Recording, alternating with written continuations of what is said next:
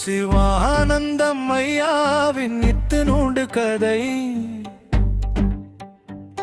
சிவானந்தம் ஐயாவின் இத்தினூண்டு கதை. தானே நன்னே தானே. இலக்கியச்சாரல் நடத்தும் இந்த புத்தக திறனாய்வுக்கு தலைமை தாங்கும் முன்னாள் தலைமை ஆசிரியர், இலக்கிய பணியில் நாளும் தன்னை புதுப்பித்து கொண்டு ஆறுபோல் ஓடிக்கொண்டிருக்கும் ஐயா ஜான் கணேஷ் அவர்களுக்கும், இந்த இடத்தில் இந்த நிகழ்வு நடத்துவதற்கு காரணகர்த்தாவாக ஆணிவேராக இருக்கக்கூடிய அம்மா அவர்களுக்கும், இந்த புத்தகத்தின் நாயகன் நான் 10 வருஷத்துக்கு முன்னாடி பார்த்தது அதே அந்த தோற்றம் மாறாமல் அந்த செயலும் மாறாமல் அப்படியே இருக்கக்கூடிய நம்ம இளைஞர்னே சொல்லலாம் ஐயாவை. எல்லாத்தையும் சுறுசுறுப்பு, செயலையும் சுறுசுறுப்பு, பேச்சிலையும் சுறுசுறுப்பு. இந்த இது தொடரணும் அப்படின்னு சொல்லிட்டு இங்கே இருக்கக்கூடிய அவையின் சார்பாக நாங்கள் உங்களுக்கு இறைவனை வேண்டிக்கிறோம் ஐயா. அந்த அவருடைய கதைகளை இன்னைக்கு திறனாய்வு செய்கிறோம், கதை புத்தகத்தை திறனாய்வு செய்கிறோம் அப்படிங்கிறதே நமக்கு ஒரு மன நிறைவான ஒரு செயல். என்ன அப்படின்னா, பணி நிறைவுக்கு பின்னாடி எல்லாரும் ஒரு குடும்பத்தை நோக்கி அவங்களுடைய மகிழ்ச்சியை நோக்கி போய்கிட்டு இருப்பாங்க. ஆனால் சமுதாயத்துக்கு ஏதாவது சொல்ல வரணுங்கிறது ஒரு சிலர் தான் இருப்பாங்க. அந்த ஒரு சிலர்ல முக்கியமானவர் யாருன்னு கேட்டால் நம்ம ஐயா சிவானந்தம் ஐயா தான். ஆன்மீகத்திலையும் தன்னை ஈடுபடுத்தி கொண்டு இலக்கியத்துக்கும் வராங்க அப்படின்னா ஒரு பெரிய விஷயம்தான்.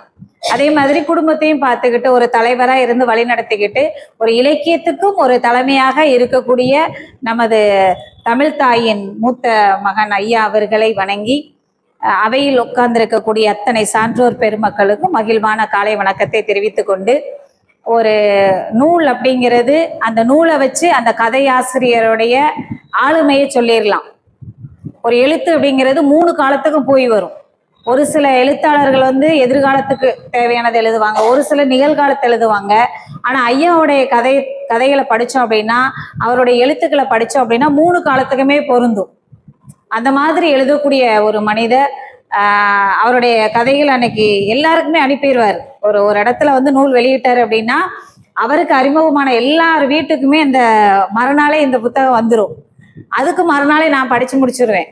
அந்த அளவுக்கு அதுல ஒரு ஆழ்ந்த செறிவு இருக்கும்.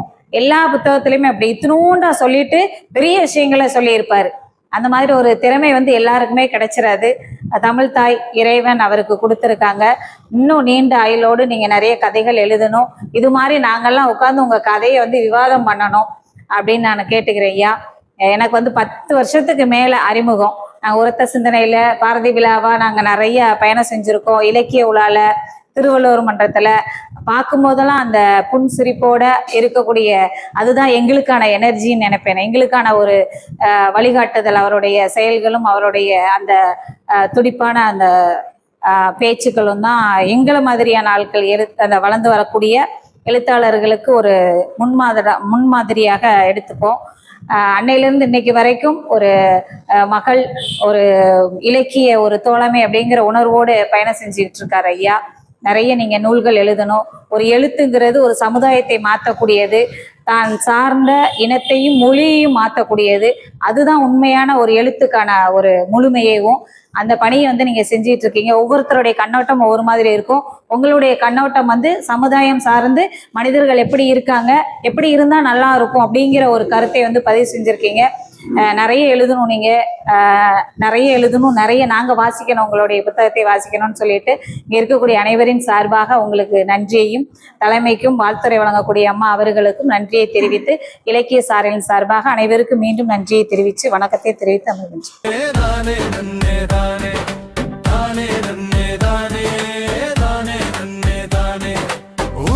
சிந்தனை தலைவரின் உருக்கமான கதை இது. சிவானந்தம் ஐயாவின் இத்தினூண்டு கதை.